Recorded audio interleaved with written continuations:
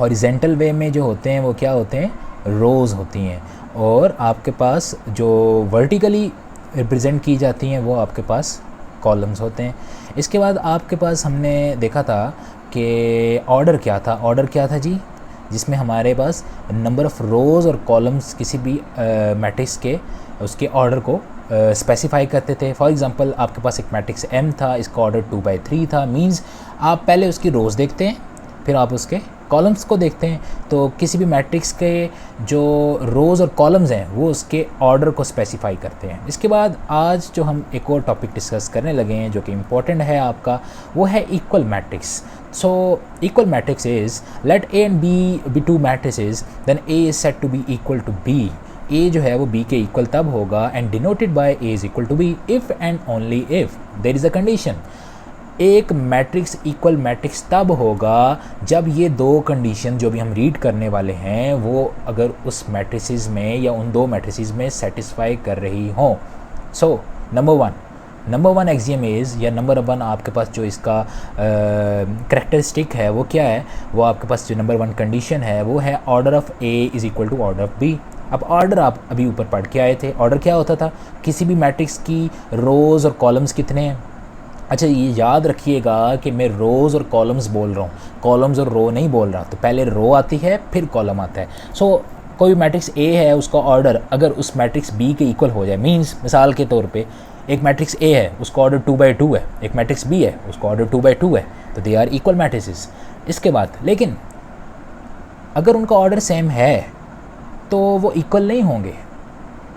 उनकी एक condition satisfy हुई है लेकिन दूसरी कंडीशन अभी रहती है। दूसरी कंडीशन ये कह रहा है कि there corresponding entries are equal. Yes, most important, अगर उनके ऑर्डर सेम हैं तो उनकी पहली कंडीशन सेटिस्फाई हुई है इक्वल मैट्रिक्स होने के लिए। लेकिन दूसरी कंडीशन में वो क्या कह रहा है कि उनके लिए जो एंट्रीज़ हैं, जो उनके एलिमेंट्स हैं, वो भी सेम होने चाहिए। For example our first example is here is a matrix A जिसमें हमारे पास 1 3 -4 2 है। B में आपके पास 1 2 + 1, 2 + 1 क्या होता है जी, 3 होता है। तो क्या इधर भी 3 है? सिमिलर पोजीशंस वही होनी चाहिए। फॉर एग्जांपल इधर नंबर 1 पे 1 है फर्स्ट एंट्री, सेकंड इधर फर्स्ट पे 1 है, तो इनकी जो करस्पॉन्डिंग एंट्रीज हैं वो सेम है।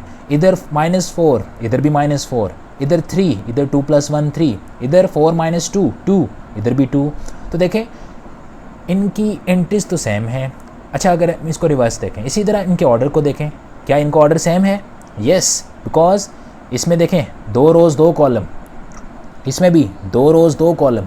तो इसका मतलब है कि ये मैट्रिसेस जो हैं आपस में इक्वल हैं, because the two conditions which we have discussed earlier, इसमें क्या था कि उनका ऑर्डर सेम होना चाहिए और उनकी एंट्रीज सेम होनी चाहिए। इसी तरह नेक्स्ट में देखें जी, नेक्स्ट में आपके पास L है और M है, इसका ऑर्डर इक्वल नहीं है, वो कह रहा है आर नॉट इक्वल मैट्रिसेस।